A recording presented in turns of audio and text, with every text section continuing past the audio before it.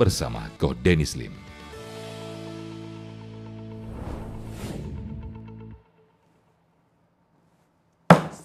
Selalu ada hikmah. Bismillahirrahmanirrahim. Assalamualaikum warahmatullahi wabarakatuh. Alhamdulillah kita akan mengambil banyak hikmah lagi di acara kesayangan kita ini. Kali ini dengan tokoh yang luar biasa. Kalau mungkin kalian tahu pernah dengar nama Freddy Budiman. Ini nggak cuma 1-2 gram narkoba yang ada di beliau. Tapi sampai ton-tonan. 1 ton itu 1000 kilo. 1 kilo itu 1000 gram berarti 1 ton udah 1 juta gram. Ya. Dan akhirnya tapi menjelang wafatnya bertobat dan kisahnya beredar luas Masya Allah.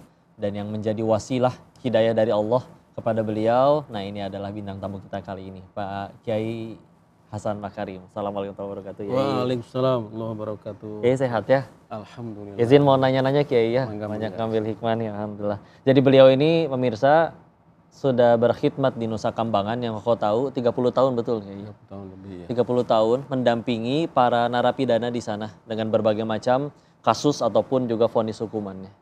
Jadi di Nusa Kambangan itu vonis mati semua nggak sih Kiai atau gimana? Ini afwan keawaman saya nih. Ya.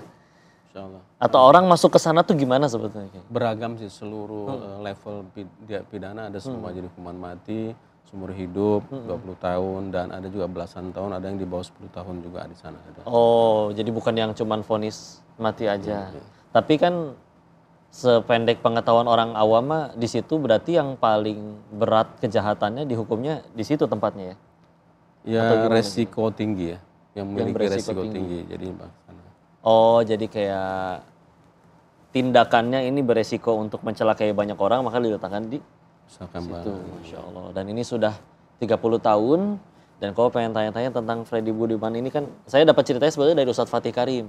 Ya, terkait bagaimana beliau itu beberapa hari jelang wafatnya akhirnya sudah mengkhatamkan Al-Quran dan juga bahkan sempat meminta untuk supaya kalimat terakhirnya itu ucapan la ilaha illallah, bahkan katanya nggak mau matanya ditutup supaya bisa melihat semua dosa-dosanya berjatuhan.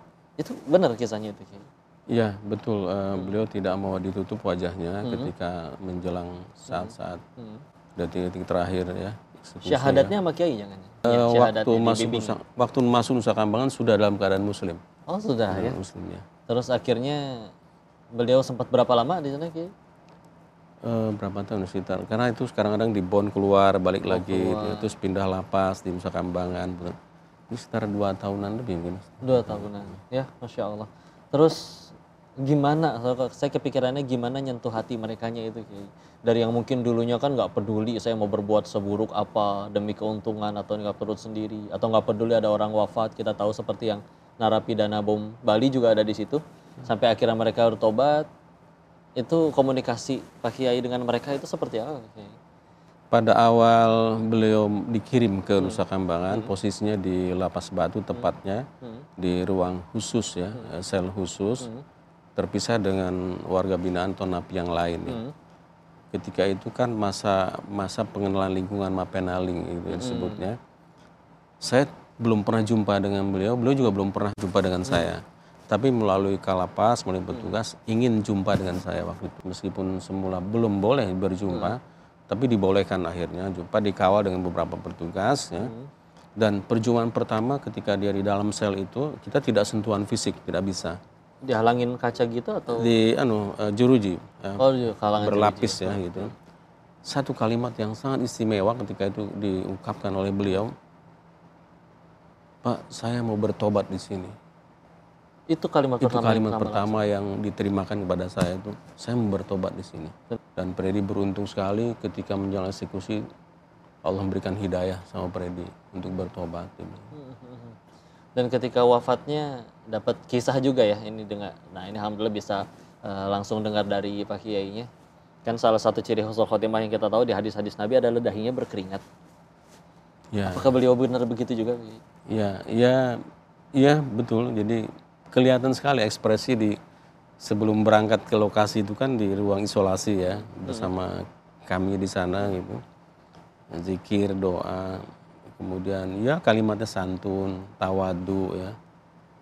Begitu ya awalnya sedikit gelisah, jadi begitu dihadirkan ibu kandung karena dia merasa bersalah ya kepada ibu kandungnya. Jadi saya minta ke pihak terkait untuk menghadirkan ibunya ketika itu. Dan alhamdulillah di ACC. Hadirkan ibunya, di situ memang terjadi ekspresi yang saling rangkulan menangis memang. Tapi ketika setelah itu kelihatan ekspresi tegar, percaya diri dan pasrah. Siap, lebih siap ya. Udah ridho ya. Betul. Lebih ke ridho, dan berarti Pak Kiai sendiri juga menyaksikan ya benar-benar air mata taubatnya udah keluar gitu. Insya Allah, Karena kan insya Allah. ya itu yang paling mahal ya. Betul. Karena yang bisa jadi kesombongan seorang ahli ibadah ya tentu akan kalah dengan air mata taubatnya seorang pendosa. Dan dia menunjukkan penyesalan yang luar biasa. Benar-benar ditunjukkan ya. Tapi dapat info juga di sana katanya cuacanya berubah jadi mendung dan hujan deras. Padahal biasanya kan di Nusa Kambangan panas, kering. Tapi menjelang eksekusi matinya beliau, itu benar sampai tiba-tiba mendung. Setiap kali menjelang eksekusi ada hujan. Cuma hujan yang paling beda pada saat eksekusi beliau, Pak Freddy Budiman. Hujan 3 hari, 4 hari, deras pagi sampai malam. Kemudian petirnya juga luar biasa. Dan saya di lokasi ring 1 sebelum masuk ke dalam, itu suasana sudah di bawah banjir, petir besar, hujan angin. Jadi di bawah tenda itu sudah nggak ada, artinya kita semua outdoor basah ya, cuma kuyup. ditutup tenda. Kita semua basah kuyup waktu itu. Jadi percuma ada tenda. Waktu itu angin kencang, hujan deras, dan petirnya dahsyat. Dan sepanjang umur saya merasakan kerasnya petir ketika itu luar biasa.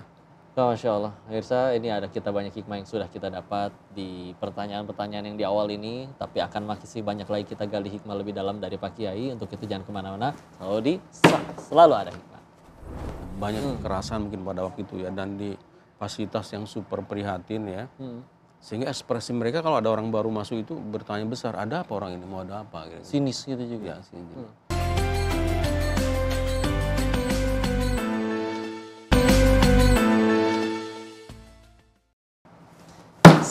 Selalu ada hikmah. Kita balik lagi dengan Pak Kiai Hasan Makarim, pengen mengambil banyak hikmah nih dari pelajaran hidup selama 30 tahun beliau mendampingi para narapidana di Nusa Kambangan. Insya Allah. Pak Kiai, kita mundur sedikit. Ya. Awalnya sampai akhirnya Pak Kiai itu di situ tuh gimana Kiai? Kepengen sendiri kah atau ada yang memohon atau meminta kah untuk dampingin di sana? Awalnya saya hadir ke sana sekitar tahun 85 ya. Paling pertama di tahun 85. Belum masuk Nusa Kambangan. Di kampung laut yang berdekatan dengan Pulau Nusa Kambangan waktu itu. Kemudian balik ke Jakarta lagi karena saya aktif di pemuda masjid, dakwah muda masjid. Kemudian dakwah di kampung laut waktu itu ya bersama teman-teman dai di Cilacap ya. Lalu terdengarlah di perahu kecil itu ungkapan bahwa Pak, di sini ada Nusa Kambangan banyak penjara, banyak napi yang sebetulnya butuh dakwah sebenarnya. Jadi yang terbayang pertama memang Nusa Kambangan itu kan serem. Ketika itu kan konsepnya awalnya ya. Kepenjaraan. Jadi memang ekspresi mereka seperti itu ya. Nah, saya ambil inisiatif.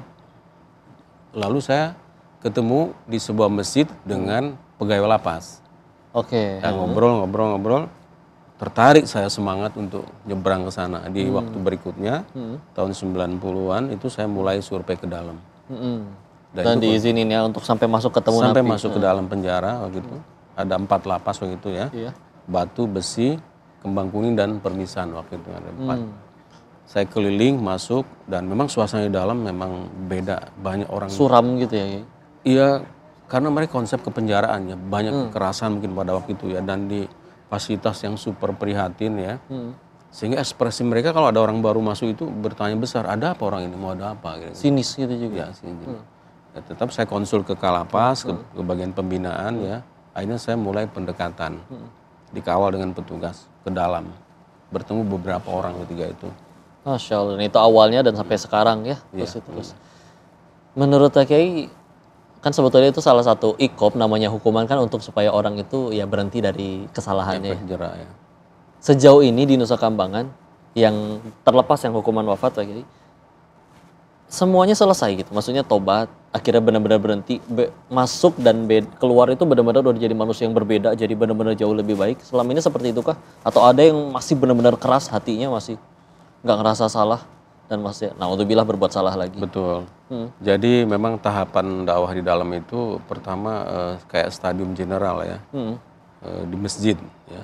Kemudian nanti ada kelompok minta diskusi kelompok. Oh iya, itu lebih banyak cerita tanya jawab. Setelah diskusi kelompok, ada perorangan yang mengatakan, Pak, boleh nggak saya ingin ngobrol sendiri Pak berdua dengan Bapak? Empat mata. Individual counseling. Itulah metode yang dilakukan di dalam seperti itu. Jadi yang saya terpantau secara kontinu adalah di masjid memang. Tidak semua warga binaan, tidak semua napi berada di masjid. Itu diwajibkankah oleh lapas atau sukarela yang pada mau nih ada jadwal di masjid silakan datang? Itu gimana? Ya, tidak ada paksaan sebetulnya. Jadi bukan kayak kegiatan yang harus semua diwajibkan ikut begitu ya? Walaupun dalam aturannya itu memang ada kan kebutuhan mereka sebetulnya. Betul. Kebutuhan mereka. Tapi ya ketika diumumkan, diberitahu ada acara ini misalnya, ya tidak semua mereka merespon memang. Tidak semua. Dan ketika akhirnya diajak diskusi, ngobrol, ketemu Kiai, paling menohok deh di hatinya Pak Kiai sejauh ini pengalamannya selain Pak Freddy Budiman, karena yang saya tahu juga ada Imam Samudra ya. Betul. Ada pengalaman spesial apa lagi nih ketemu dengan mereka-mereka itu? Ya kalau dengan beliau kan bloknya khusus. Dipisahin? Dipisah, keluar tertentu saja. Tidak rutin keluar. Jadi nggak benar-benar satu sel satu orang ya, nggak ketemu sama yang lain? Untuk Pak Imam Samudra bukan sel, tapi blok khusus saja. Blok khusus dengan untuk mereka bertiga gitu ya. Jadi keluar waktu-waktu sholat, misalnya Jumatan, sholat wajib gitu ada. Dan sistemnya gimana sih PKI? Di sana itu apa jatuhnya dipekerjakan untuk jadi ada fasilitas bagi mereka, asatidz tempat mereka curhat begitu? Atau sukarela kah? Atau gimana PKI? Di sana ada level tertentu ya, security, ada minimum security, itu lapas terbuka ya. Itu warga binaannya tuh di luar berkebun, bercocok tanam, beternak gitu. Kemudian yang kedua maksimum. Ada dua berarti ya? Minimum, maksimum. Maksimum itu, yang kedua medium security itu bersosialisasi di luar kamar ya. Sampai bisa nonton TV, bisa telepon bergiliran dengan keluarganya, aktivitas di masjid, olahraga dan sebagainya. Itu medium security. Kemudian di atas itu ada maksimum security, itu dibatasi keluarnya secara bergiliran. Di atas itu super maksimum security. Ada lagi super maksimum. Itu satu sel satu orang. Oh ya, alhamdulillah. Maka pemirsa, ini kau masih tambah banyak penasaran nih, karena bahkan juga pengen penasaran, pengen ikut ke sana. Mudah-mudahan nanti ada wasilahnya kita bisa ngaji bareng di sana dengan para warga binaan di sana. Tapi untuk itu kalian jangan kemana-mana dulu, karena masih banyak hikmah yang bisa kita ambil dari beliau. Tetap di selalu ada hikmah. Dan setiap kali yang mau ada dieksekusi di ruang isolasi itu 3 hari bersama saya, malam terakhir itu saya kasih pakaian putih-putih.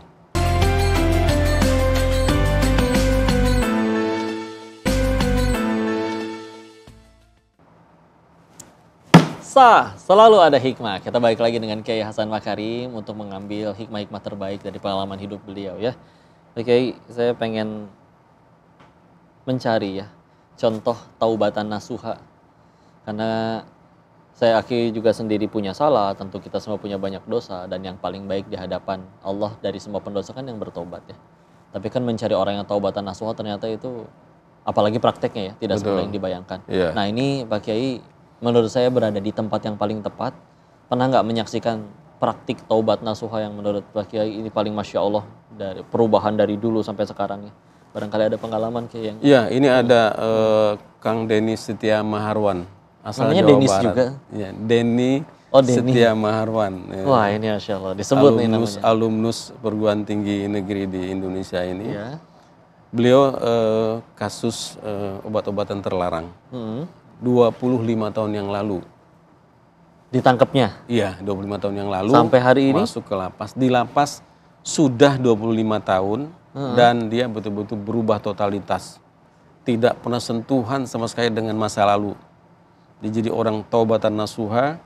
Dia bahkan mimpin masjid, kemakmuran masjid, mengkoordinir dakwah di dalam, mengkoordinir blok santri dan membantu bidang pembinaan di dalam lapas itu. Pak Kiai tahu waktu ketangkapnya orangnya seperti apa? Ngelihat gitu?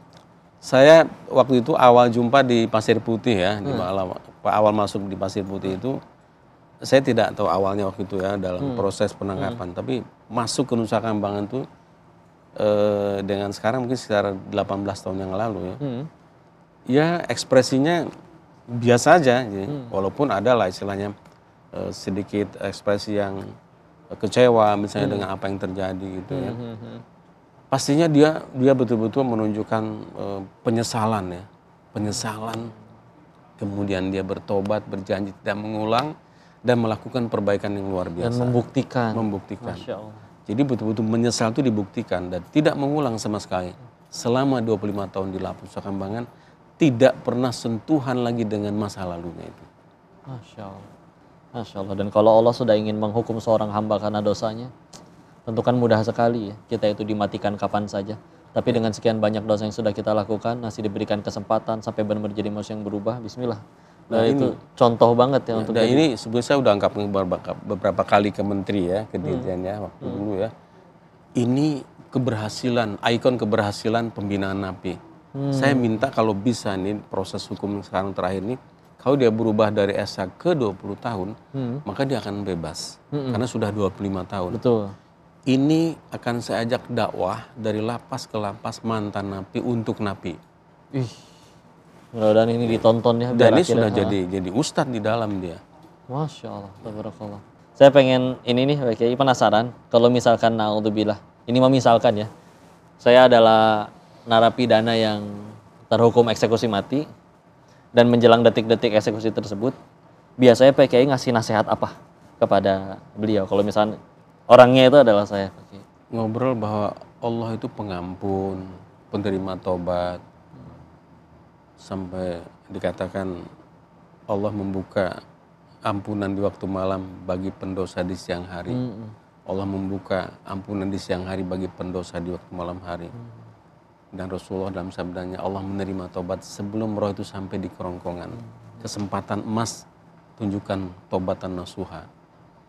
Munculkan penyesalan yang dalam dan janji betul tidak akan mengulang kembali. Kemudian lakukan perbaikan dengan tobat dan ibadah yang makin kuat, zikir, doa dan sebagainya. Dan setiap kali yang mau ada dieksekusi di ruang isolasi itu 3 hari bersama saya, malam terakhir itu saya kasih pakaian putih-putih, ganti semua, mandi besar, pakaian putih-putih, sholat tobat dan selalu berwudu. Menjelang berangkat ke tempat eksekusi, menjelang dijemput, berwudu lagi. Dan saya bilang pesan begini, pertahankan wudu sampai dengan selesai eksekusi. Masya Allah, makasih banyak Kiai atas ilmu, doa dan nasihatnya. Mudah-mudahan nanti bisa ikut ngaji bareng di sana. Amin. Dan pemirsa, terima kasih sudah menyaksikan hikmah kali ini. Jangan kemana-mana, kita akan terus saksikan hikmah yang luar biasa dengan narasumber lainnya di acara Selalu Ada Hikmah. Assalamualaikum warahmatullahi wabarakatuh.